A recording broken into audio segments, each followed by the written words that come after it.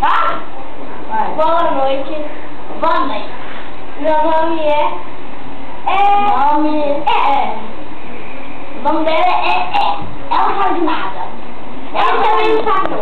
Eu não sou aqui. Ele é um jumento. É o seguinte, olha, o outro dia na balada é o seguinte.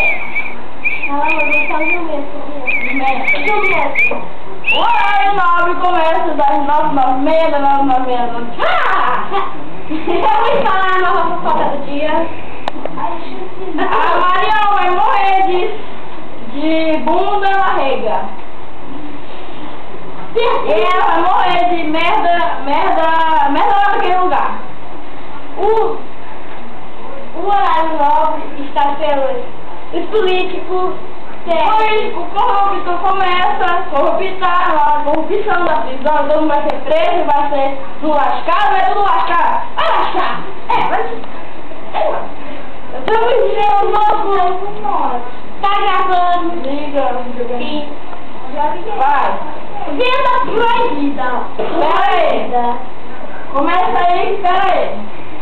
Só um minuto que ele foi no banheiro fazer as necessidades.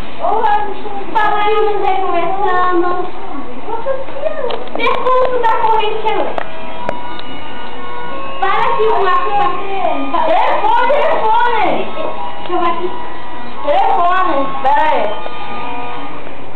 Alô? Oi, amor! Vocês estão vendo? Oi! Tá fazendo... Fala com o Ricardão!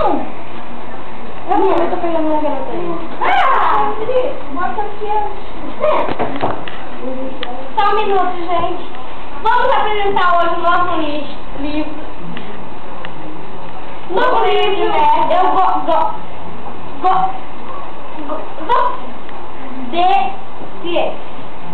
Programa de... Sabe o quê?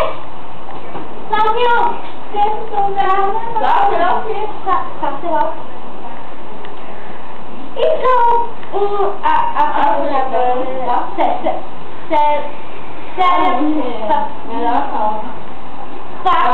reunidos os 55 metros quadrados de espaço. Voltei. Vocês viram a Ana, aquela vagabunda, aquela mulher. Eu com o Ricardão na cama. Meu amigo fica avisando, já tá com o Ricardão na cama. A vagabunda. Vamos pro jornal. O melhor. Então vamos. Olha que mulher bonita, ó. Olha isso. Olha o jornal. Amanhã. Olha que mulher bonita. Olha o jornal. Os organizadores acreditam que por aqui terão passado mais. Recomeçamos falando sobre os corruptos políticos. É mesmo. O povo. Estamos véspera de criança, das crianças e festa junina, já acabou? Então vamos, para o final do jornal,